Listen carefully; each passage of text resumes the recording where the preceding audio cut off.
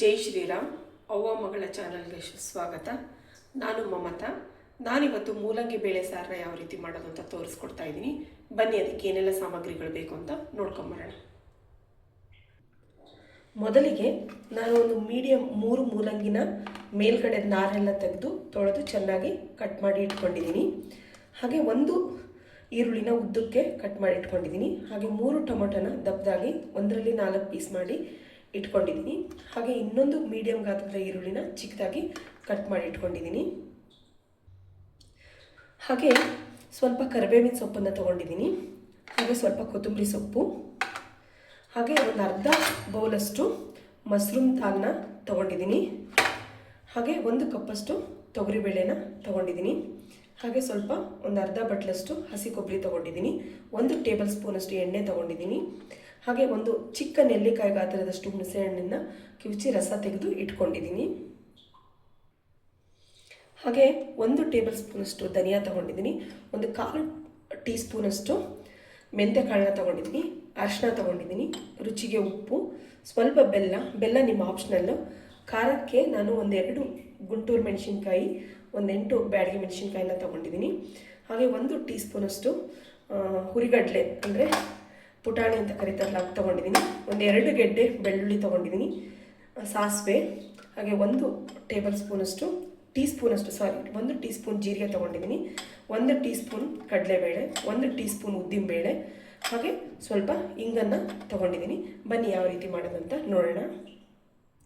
ಮೊದಲಿಗೆ ಕುಕ್ಕರ್ಗೆ ನಾನು ತೊಗರಿಬೇಳೆ ಹಾಗೂ ಮಸೂರ್ ದಾಲ್ನ ಸೇರಿಸಿ ಚೆನ್ನಾಗಿ 2-3 ಸರಿ ತೊಳ್ಕೊಂಬರೋಣ. ನೋಡಿ, ಈಗ ಬೇಳೆನ ಚೆನ್ನಾಗಿ ತೊಳ್ಕೊಂಬಂದಿದ್ದೀನಿ.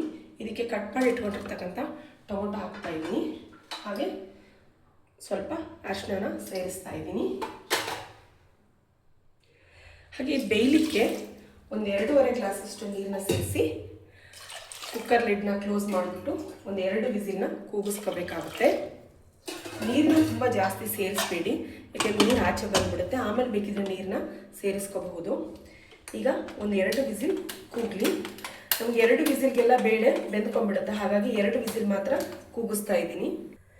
2 ವಿಸಿಲ್ಗೆಲ್ಲ ಬೇಳೆ ಬೇಯೋದ್ರಿಂದ 2 ವಿಸಿಲ್ ಮಾತ್ರ ಕೂಗಿಸ್ತಾ ಇದ್ದೀನಿ.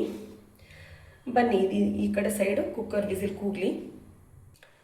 ಒಂದು ಕಡೆಗೆ ಕುಕ್ಕರ್ನಲ್ಲಿ ಬೇಳೆ ಬೇಯಲಿ. ಅಷ್ಟರಲ್ಲಿ ಒಂದು ಪ್ಯಾನ್ಗೆ 1 ಟೀ ಸ್ಪೂನಷ್ಟು ಎಣ್ಣೆನ ಸೇರಿಸ್ಬಿಟ್ಟು, ಎಣ್ಣೆ ಬಿಸಿಯಾದ ನಂತರ ಜೀರಿಗೆ, ಕಡಲೆಬೇಳೆ, ಹಾಗೆ ಉದ್ದಿನಬೇಳೆ, ಧನಿಯಾ, ಮೆಂತ್ಯನ ಸೇರಿಸಿ ಚೆನ್ನಾಗಿ ಹುರ್ಕೊಳ್ಳೋಣ.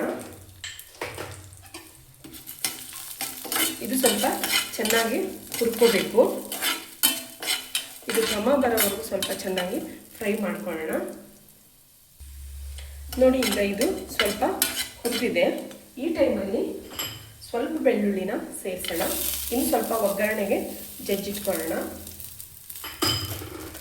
ಹಾಗೆ ಮೆಣಸಿನ್ಕಾಯಿನೂ ಕೂಡ ಸೇರಿಸ್ತಾ ಇದ್ದೀನಿ. ಇದೆಲ್ಲವನ್ನು ಚೆನ್ನಾಗಿ ಹುರ್ಕೊಳ್ಳೋಣ. ಈ ಬೆಳ್ಳುಳ್ಳಿ, ಬೇಳೆಗಳು, ಜೀರಿಗೆ, ಮೆಣಸಿನ್ಕಾಯಿ ಎಲ್ಲನೂ ಚೆನ್ನಾಗಿ ಸ್ವಲ್ಪ ಹುರ್ಕೊಳ್ಳೋಣ. ನೋಡಿ, ಇದೆಲ್ಲ ಚೆನ್ನಾಗಿ ಹುರ್ಕೊಂಡಿದೆ. ಈಗ ಇದನ್ನು ಒಂದು ಬಟ್ಲಿಗೆ ಟ್ರಾನ್ಸ್ಫರ್ ಮಾಡ್ಕೊಳ್ಳೋಣ.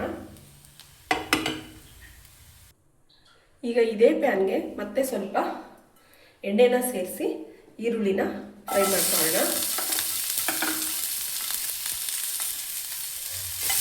ಈರುಳ್ಳಿ ಸ್ವಲ್ಪ ಕಲರ್ ಚೇಂಜ್ ಆಗೋವರೆಗೂ ಫ್ರೈ ಮಾಡ್ಕೊಳ್ಳೋಣ. ಈರುಳ್ಳಿ ಸ್ವಲ್ಪ ಕಲರ್ ಚೇಂಜ್ ಆಗಬೇಕು.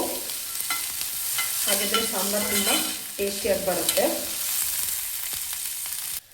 ನೋಡಿ, ಈಗ ಈರುಳ್ಳಿ ಚೆನ್ನಾಗಿ ಹುರಿದಿದೆ. ಹಾಗೆ ಮಸಾಲೆ ಹುರ್ಕೊಂಡಿದ್ವಲ್ಲ, ಅದು ಈ ಈರುಳ್ಳಿ ಪೂರ್ತಿ ತಣಿಲಿಕ್ಕೆ ಬೇಡ. ತಣಿದ ನಂತರ ಮಿಕ್ಸಿ ಮಾಡೋದು. ನೋಡಿ, ಈಗ ಹುರಿದಿಟ್ಕೊಂಡಿರ್ತಕ್ಕಂಥ ಮಸಾಲೆ ಎಲ್ಲ ಪೂರ್ತಿ ತಣ್ಣಗಾಗಿದೆ. ಇದನ್ನು ಮಿಕ್ಸಿ ಜಾರ್ಗೆ ಸೇರಿಸ್ತಾ ಇದ್ದೀನಿ. ಹಾಗೆ ಹಸಿ ಕೊಬ್ಬರಿನೂ ಸೇರಿಸ್ತಾ ಇದ್ದೀನಿ. ಹಾಗೆ ಕಡಲೆನೂ ಸೇರಿಸ್ಕೊಳ್ಳೋಣ. ಹಾಗೆ ಹುರಿದಿಟ್ಕೊಂಡಿರ್ತಕ್ಕಂಥ ಈರುಳ್ಳಿನೂ ಕೂಡ ಸೇರಿಸೋಣ. ಇವೆಲ್ಲವನ್ನು ನುಣ್ಣಗೆ ರುಬ್ಕೊಂಬರೋಣ. ನೀರು ಹಾಕಿ ನುಣ್ಣಗೆ ರುಬ್ಕೊಂಬರೋಣ. ನೋಡಿ ಈ ರೀತಿಯಾಗಿ ಮಸಾಲೆನ ರುಬ್ಕೊಂಬಂದಾಗಿದೆ. ಈಗ ಕುಕ್ಕರು ಕೂಡ 2 ವಿಸಿಲ್ ಕೂಗಿದೆ. ವಿಸಿಲ್ ಬಿಟ್ಕೊಳ್ಳೋ ಅಷ್ಟೊತ್ತಿಗೆ ಈ ಕಡೆ ಒಗ್ಗರಣೆ ರೆಡಿ ಮಾಡ್ಕೊಳ್ಳೋಣ. ನೋಡಿ ಪ್ಯಾನ್ನ ಬಿಸಿಗೆ ಇಟ್ಬಿಟ್ಟು ಎಣ್ಣೆನ ಹಾಕ್ತಾಯಿದ್ದೀನಿ. ಎಣ್ಣೆ ಚೆನ್ನಾಗಿ ಕಾಯ್ದ ನಂತರ ಸಾಸಿವೆ, ಜೀರಿಗೆ ಹಾಗೆ ಒಣಮೆಣಸಿನಕಾಯಿ, ಜಜ್ಜಿಟ್ಕೊಂಡಿರ್ತಕ್ಕಂಥ ಬೆಳ್ಳುಳ್ಳಿನ ಸೇರಿಸೋಣ. ಸ್ವಲ್ಪ ಬೆಳ್ಳುಳ್ಳಿ ಫ್ರೈ ಆದ ನಂತರ ಈರುಳ್ಳಿನ ಸೇರಿಸೋಣ. ನೋಡಿ ಬೆಳ್ಳುಳ್ಳಿ ಕಲರ್ ಚೇಂಜ್ ಆಗಿದೆ. ಈಗ ಈರುಳ್ಳಿನ ಸೇರಿಸ್ತಾ ಇದ್ದೀನಿ. ಹಾಗೆ ಕರಿಬೇವು ಸೊಪ್ಪನ್ನು ಸೇರಿಸೋಣ. ಈ ಈರುಳ್ಳಿ ಕೂಡ ಚೆನ್ನಾಗಿ ಬಾಡಬೇಕು, ಕಲರ್ ಚೇಂಜ್ ಆಗೋವರೆಗೂ ಬೆಂದ್ಕೊಳ್ಳಿ. ಈರುಳ್ಳಿ ಸ್ವಲ್ಪ ಬ್ರೌನ್ ಕಲರ್ ಆಗಬೇಕು. ಸಾಫ್ಟಾಗಿ ಈರುಳ್ಳಿ ಬೆಂದ್ಕೊಳ್ಳಿ.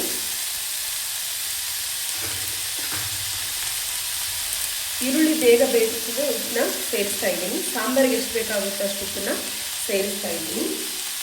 ಉಪ್ಪನ್ನ ನೋಡ್ಕೊಂಡು ಸೇರಿಸ್ಕೊಳ್ಳಿ, ಕಡಿಮೆ ಆದರೆ ಬೇಕಾದರೆ ಮತ್ತೆ ಸೇರಿಸ್ಕೋಬಹುದು.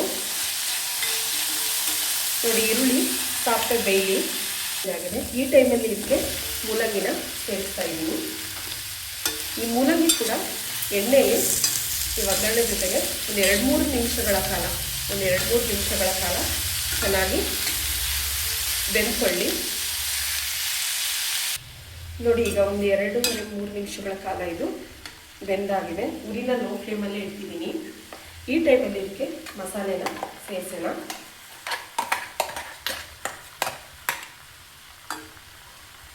ಹಾಗೆ ಹುಣಸೆ ರಸನೂ ಕೂಡ ಸೇರಿಸೋಣ.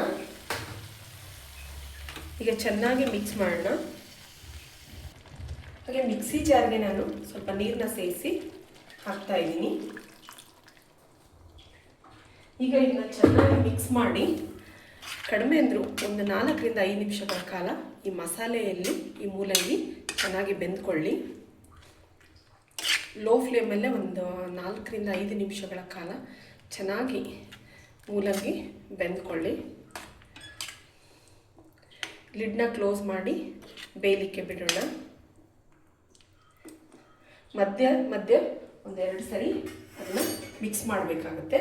ಈಗ ಒಂದು 4-5 ನಿಮಿಷಗಳ ಕಾಲ ಬೇಯಲಿ.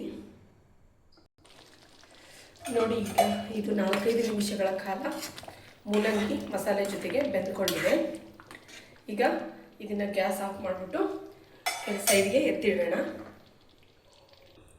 ನೋಡಿ ಈಗ ಕುಕ್ಕರ್ ಕೂಡ ವಿಸಿಲ್ ಬಿಟ್ಕೊಂಡಿದೆ. ಬೇಳೆ ಯಾವ ರೀತಿ ಬೆಂದಿದೆ ಅಂತ ನೋಡೋಣ. ನೋಡಿ ಬೇಳೆ ತುಂಬ ಸಾಫ್ಟಾಗಿ ಬೆಂದ್ಕೊಂಡಿದೆ. ಈಗ ಸ್ವಲ್ಪ ಲೈಟಾಗಿ ಮ್ಯಾಶ್ ಮಾಡೋಣ. ನೋಡಿ ಬೇಳೆ ಚೆನ್ನಾಗಿ ಮ್ಯಾಶ್ ಆಗಿದೆ. ಇದಕ್ಕೆ ಈಗ ಬೇಯಿಸಿಟ್ಕೊಂಡಿರ್ತಕ್ಕಂಥ ಮೂಲಂಗಿ ಮಸಾಲೆನ ಸೇರಿಸೋಣ. ಹಾಗೆ ಸ್ವಲ್ಪ ಬಾಣಲಿಗೆ ನೀರನ್ನ ಹಾಕಿ ಸೇರಿಸೋಣ. ನೋಡಿ ಸ್ವಲ್ಪ ನೀರನ್ನು ಕೂಡ ಹಾಕಿ ಸೇರಿಸ್ತಾ ಇದ್ದೀನಿ. ಈಗ ಇದನ್ನು ಚೆನ್ನಾಗಿ ಮಿಕ್ಸ್ ಮಾಡಿ ಕುದಿಲಿಕ್ಕೆ ಬಿಡೋಣ. ಈ ಸಾಂಬಾರು ಚೆನ್ನಾಗಿ ಕುದಿಬೇಕು.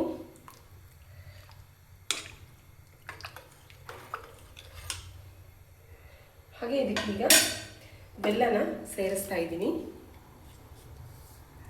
ಈ ಟೈಮಲ್ಲಿ ನಿಮಗೆ ಉಪ್ಪು ಖಾರ ಕರೆಕ್ಟಾಗಿದೆಯೋ ಇಲ್ಲೋ ಅಂತ ಒಂದ್ಸರಿ ಚೆಕ್ ಮಾಡ್ಕೊಳ್ಳಿ. ಈ ಟೈಮಲ್ಲಿ ಏನಾದರೂ ಉಪ್ಪು ಕಡಿಮೆ ಅನಿಸಿದರೆ ಸ್ವಲ್ಪ ಸೇರಿಸ್ಕೋಬಹುದು. ನೋಡಿ ಸಾಂಬಾರು ಚೆನ್ನಾಗಿ ಕುದೀತಾ ಇದೆ. ಎಷ್ಟು ಚೆನ್ನಾಗಿ ಕುದಿಯುತ್ತೋ ಸಾಂಬಾರು ಅಷ್ಟು ಟೇಸ್ಟಾಗಿರುತ್ತೆ. ಈಗ ಸಾಂಬಾರು ರೆಡಿ ಆಗಿದೆ.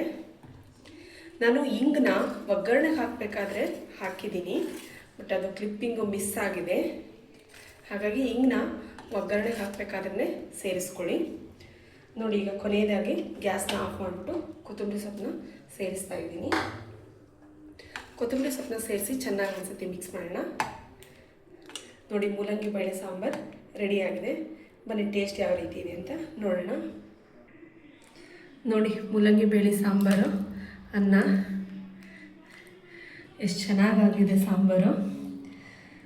ನೋಡಲಿಕ್ಕೆ ಎಷ್ಟು ಖುಷಿ ಆಗುತ್ತೆ. ಘಮನೂ ಹಾಗೆ ಬರ್ತಾ ಇದೆ. ತುಂಬ ಚೆನ್ನಾಗಿ ಕಾಣಿಸ್ತಾ ಇದೆ ಮೂಲಂಗಿ ಸಾಂಬಾರು. ರುಚಿ ಕೂಡ ಅಷ್ಟೇ ಅದ್ಭುತವಾಗಿರುತ್ತೆ. ಬನ್ನಿ ಟೇಸ್ಟ್ ಯಾವ ರೀತಿ ಇದೆ ಅಂತ ನೋಡೋಣ. ಬನ್ನಿ ಮೂಲಂಗಿ ಬೇಳೆ ಸಾಂಬಾರು ಹೇಗಿದೆ ಅಂತ ನೋಡೋಣ.